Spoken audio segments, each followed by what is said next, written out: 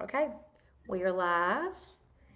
Um, and I see us. I'm going to share the post on my personal page before we get started. Okay, I've got it posted. Awesome. All right. Hey, everybody. Welcome to the KISKIR show, keeping it simple, keeping it real. I'm Leslie Bennett, and I'm a Bennett Real Estate Company, and I am here today with Jackla Lawson. She is the director of the Treehouse Children's Advocacy Center. And when I say that, I always have to look at it because I always think I say the wrong thing. So what the Treehouse does is they provide forensic and advocacy services for children during child abuse investigations. And I want to stop right there for a second, because, so Jackla and I were supposed to talk. Well, we were sometime today. We didn't have a time set. And when you texted me this morning and you said, "Hey, I had a case come up last night," it just made it more real all of a sudden to me. You know what I mean? So in other words, every time, I think about what y'all do, but then when you said, "Hey, I had a case come up last night," it just made me sick. So kind of made it more real. You know what I mean? Yeah. So did I leave anything out in that introduction, Jackla, about yourself? No, not really, Leslie. One of the things that I do here at the Treehouse, though, is forensic interviewing. So I am the director, and I'm in charge of a lot of the administrative things and making sure we have what we need to keep the center going. But I'm still involved in the direct service piece. So interviewing children is kind of where my passion is and what I love to do. And so I am still able to do that when I'm not meeting other deadlines and things. So that's one of the core things that we do here at the Treehouse is gather children's statements. And so I'm fortunate to still be able to do that in my director role as well. Okay. So you've told us about your role. So tell us a little bit more about what you guys do at the Treehouse Center. Sure. So, children's advocacy centers began really in the late 80s.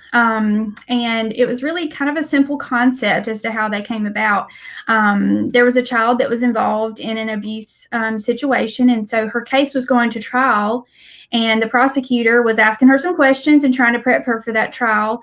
And she, I guess, was kind of getting frustrated with the process and kind of looked at her grandmother and said, "Well, why can't all the adults just talk?"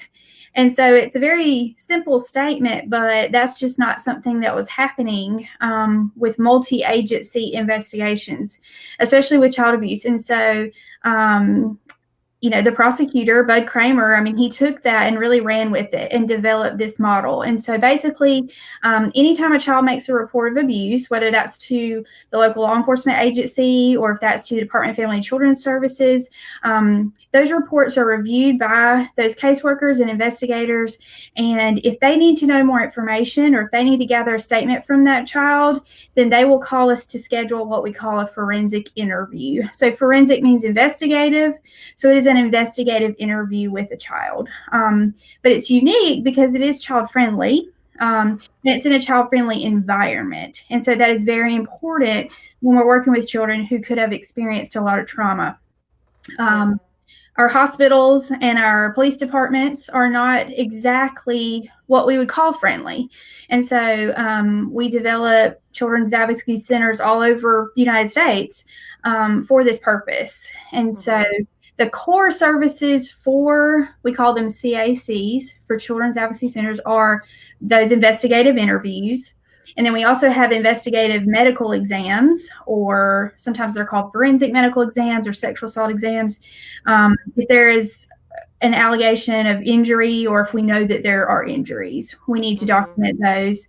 And then advocacy. The legal system is difficult to navigate.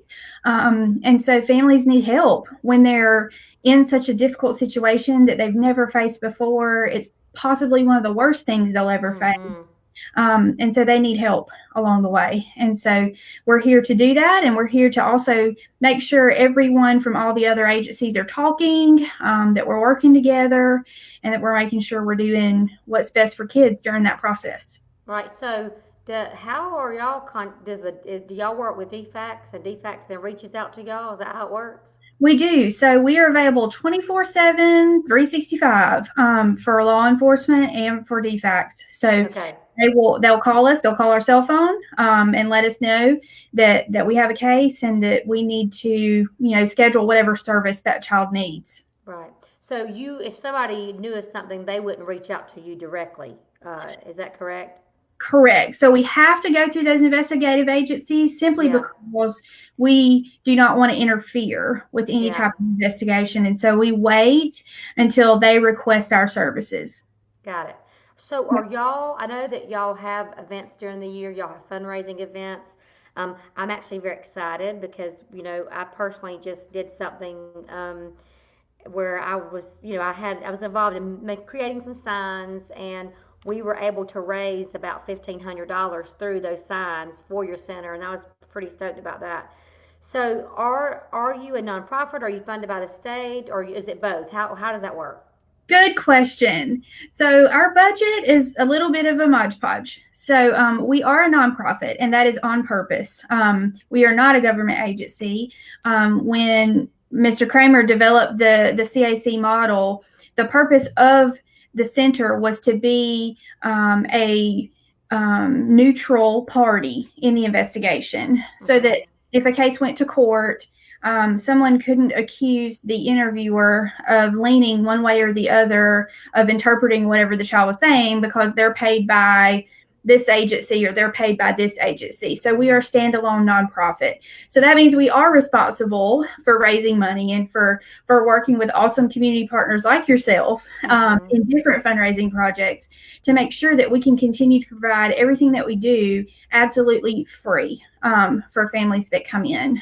So no one has ever gotten a bill from us. No one will ever get a bill from us. And so there are victim service funds that are earmarked in the state of Georgia budget. And so we do get some money from there. And then we get some federal money that is also earmarked for victim services. But, the unique thing about that funding is they're only allowable for certain things. And so we have a lot of different things that we need to make sure we stay open. So that's where the nonprofit and the funding, the local fundraising comes in, and also just partnership within the community to let the community know we're here. And so luckily, so far, we've had a lot of support from the community, and they have really been the foundation of our center these 8 years. So we've been very thankful. Well, I know that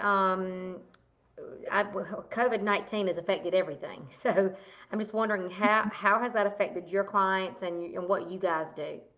Yes. So our staff, we've had a bit of a burden lately of worry. We know what we normally see. We know what signs and red flags are for child abuse, and we're seeing those, but we're not seeing the reports. And so we know that there are children in our community who are being victimized. They are trapped in situations, and we're just not seeing them yet. And so there's several different reasons for that.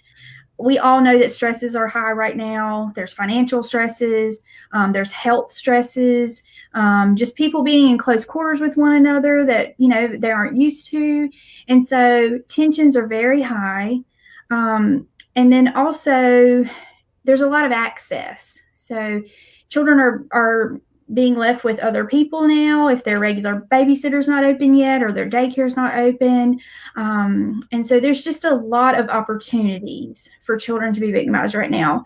And so with the coronavirus outbreak, everyone's reporting has just dropped, and we're seeing that nationwide. A lot of our frontline mandated reporters and people who are looking out for children are just not in children's lives right now. Those are teachers, doctors, nurses, church staff, coaches, daycare workers. All of those people are not in their lives, and so we're just not getting a lot of those reports that we normally see. So here at the Treehouse in Thomasville, we have had a 75% decrease in the number of reports that we've been seeing since March when this began. over the past week, we have seen a little bit of an increase now that people are getting out a little bit more. Yeah. But we hope that those reports will start coming in because we know that the abuse is happening. Yeah. It's not that we want kids to be abused, but Yeah. we know it's happening. So we So it want sounds to. like from what you're saying then that you have to get the report in order to be able to intervene and try to help the situation. Is that correct? Sure, sure. If it's not brought to our attention, then we don't know that children need help. And so that's where, we've really been posting a lot of articles and a lot of research on our Facebook page and Instagram, social medias, just because we want the community to be involved in Mm-hmm. looking out for children's safety. We Mm-hmm. want neighbors to pay attention, what's going on with kids in their neighborhood, teachers or Sunday school teachers who are doing Zoom Yeah. meetings. We want them to pay attention to how children are acting. What's their demeanor? Are they their normal self, or is something different? Mm-hmm. Asking questions. Are you okay? You can talk to me. So our community really, really plays a vital role in making sure we're trying to, report it when children aren't safe, and then letting children know that you're a trusted adult and that they can Yeah. come to you. Yeah. So do y'all work with all ages of children? I mean, what is typically your age of child that you work with? We do. We work with all children, even infants. We know that they're not verbal, but we have had to do medical exams for infants in the past, and so it's still important to document injuries and things like that. Typically, we see, the range of 3 to 17. Mm-hmm. But with our training in forensic interviewing, so there's myself as an interviewer, and Jessica Suber is also another one of our forensic interviewers. So we're trained to also interview adults who have a cognitive disability, Mm-hmm. or if there is a victim who has an elevated amount of trauma, we can also interview them as well. So our interviewing style is really conducive to any age, Yeah. just depending on their developmental level, trauma, and that sort of thing. Yeah. So I guess then with summer coming up, is that typically a harder time as well since they're not being around, their teachers, coaches, what you were It saying? is. It is. So, traditionally we've seen summers that have been a little busier than others, Mm-hmm. but typically summer reports are a little bit low. And that's again because children are out of school, they're not really Right. participating in a lot of sporting events. And so some of those people who are making reports are just not around. And so usually we see a pretty big spike in the number of reports around September. And so we Mm-hmm. believe that that is because children have started school again. They've kind of gotten comfortable with a new teacher, Mm-hmm. and they feel like they can talk. And so Yeah. they may tell about something that happened over the summer. Yeah. Um, so the fall is usually a really busy time for us. Yeah. Gosh, your job's not easy. I mean, I know it's probably hard. It's not an easy thing for sure. But I guess it helps just knowing that you are helping so much. Of course, we're so glad to be here. Thomas County did not have a children's advocacy center for many, many years, Mm-hmm. and so when these cases came up during that time, children and their families had to drive to the nearest center, which Mm-hmm. was either in Albany or Valdosta. Yeah. And so, especially if something had just happened, immediately, law enforcement's involved and they're having to go to the CAC. That's difficult to have that drive ahead of you, Yeah. especially if you have a non-life threatening injury or something like that. It's just Yeah. uncomfortable physically and mentally. Yeah.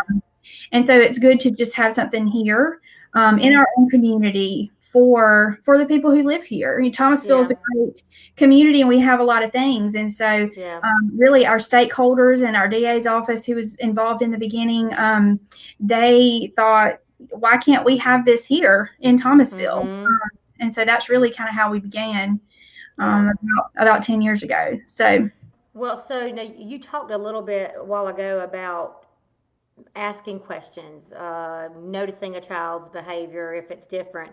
So, what if what if someone is aware of an abusive situation, or what if they're in an abusive situation? What's first steps, or what should they do in that situation?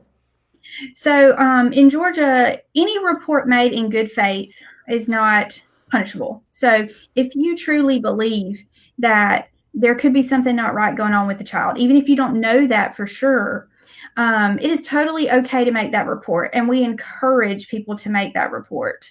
Mm-hmm. And so the ways you can do that are local law enforcement. That is who we recommend first. That's going to be a quickest response, and they can coordinate all the services from there. So of course, if it's an emergency, we need to dial 911. Yeah. But if you feel, some people feel uncomfortable dialing 911.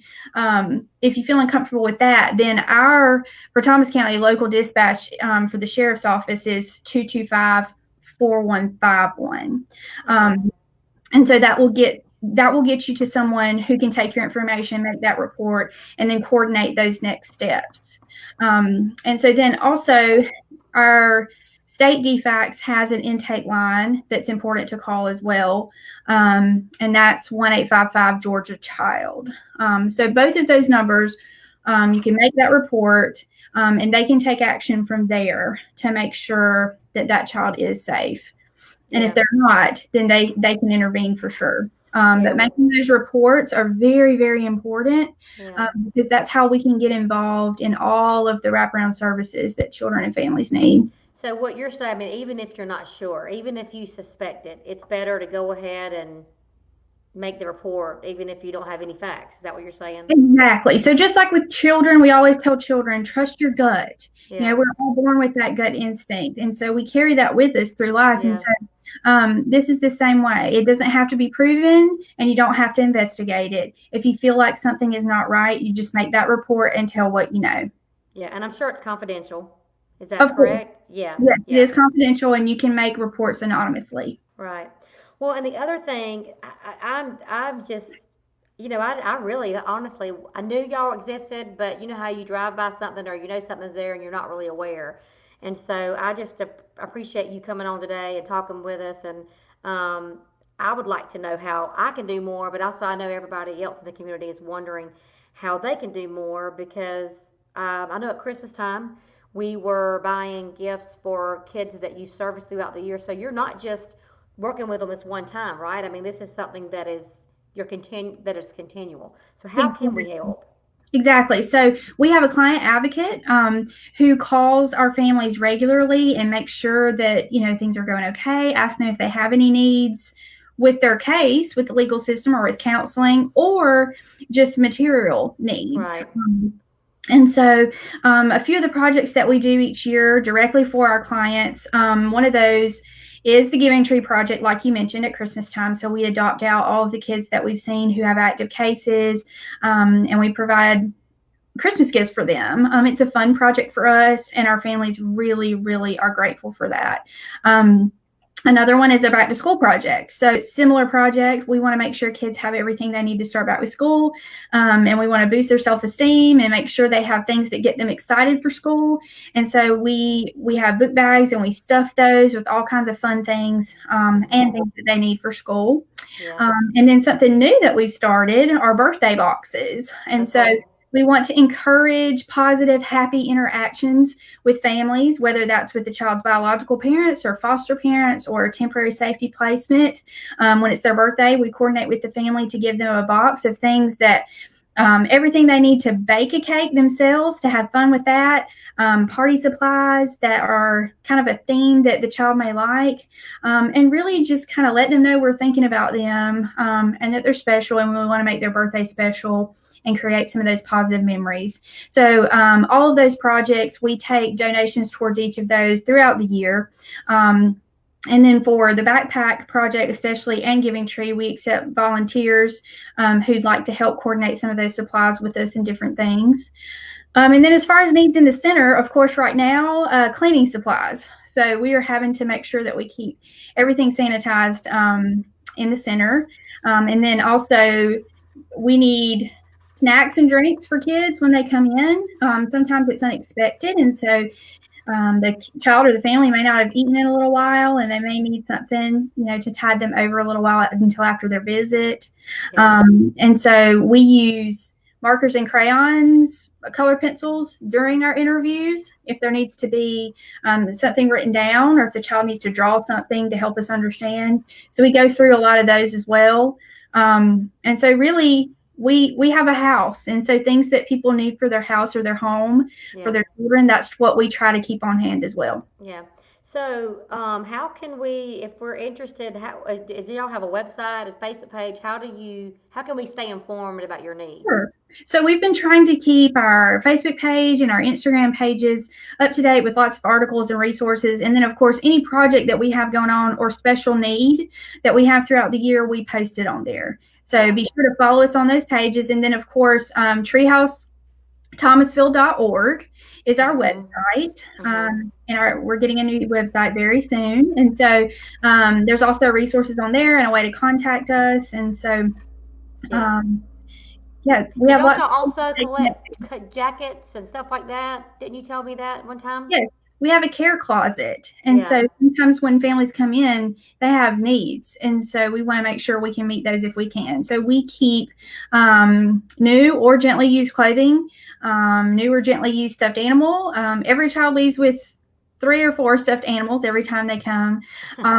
And then for our medical program, sometimes we have to collect clothing or underwear from children for evidentiary purposes and send those to the crime lab. So we want to be able, of course, to replace those. And so we keep new underwear of all sizes, children and adults, on hand as well.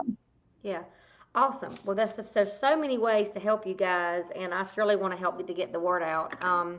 So I will have, I'll have this information. I'll have some of this information on this post. But make sure you do follow the Facebook page, follow their Instagram, so that you can hear about all these opportunities to help throughout the year. And it sounds like there's always something. So, sure. And I love that. I mean, sometimes we can help we don't have to go buy something. I mean, my child has stuffed animals. I'm sure that is something most of us could do, or the gently used clothes. So, Jackla, thank you so much. So before we go or conclude today, is there anything else that we left off, or you think we about covered everything?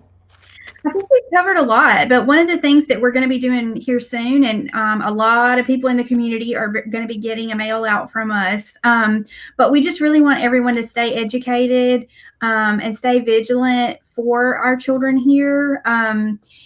All of our cases, they may not always make the newspaper on the front page, and people may not always know about them, and we can't always publicize them, but we do have a problem, and we do need to look out for our children with technology, just with their behaviors and interactions with people. And so Darkness to Light, Stewards of Children, is a prevention program. They have it online now, so you don't even have to leave your home. It's a 2-hour program, and it's free. They have a free code that you can use. You can go online and just educate yourself about different ways that you can help prevent child abuse in our community, particularly child sexual abuse. And I had some statistics. So 74% of our cases last year were sexual abuse cases. Wow. And 66% of those were offenders who lived in the home. And so that's why we're so worried and burdened about our current situation right now. So prevention is key to what we're doing. So we just ask everybody to do what they can to look out for their kids. And pay attention. I mean, we got to pay attention to them too. Wow. Those are some sobering statistics. I mean, really. Well, again, if y'all have any questions, I'm going to have Jackla's contact information in the post, or I'll have a way that you can get in touch with her. So I thank you again so much for being here and educating us on what you guys do. And let me know if you need anything. I can help get the word out for sure, and would love the opportunity to do that. So, thank you so much, Leslie. We appreciate it, and for your recent project. That was awesome. An awesome way to bring the community together, but also an awesome way to help us too. And we really are grateful. Well, thank you so much. Appreciate it again. Everybody, thanks for watching. I'll be here again next Thursday at 1 o'clock. And of course, you can watch the replay if you don't have time to watch it live. So be looking for that. And y'all share this post if you're watching, or whether it's live or on a replay. Y'all share this so we can help get the word out for the Treehouse Center and what they do, and also what what their needs are. So everybody have a great day. Thank you so much again. Happy Thursday. All right, thanks. Bye bye.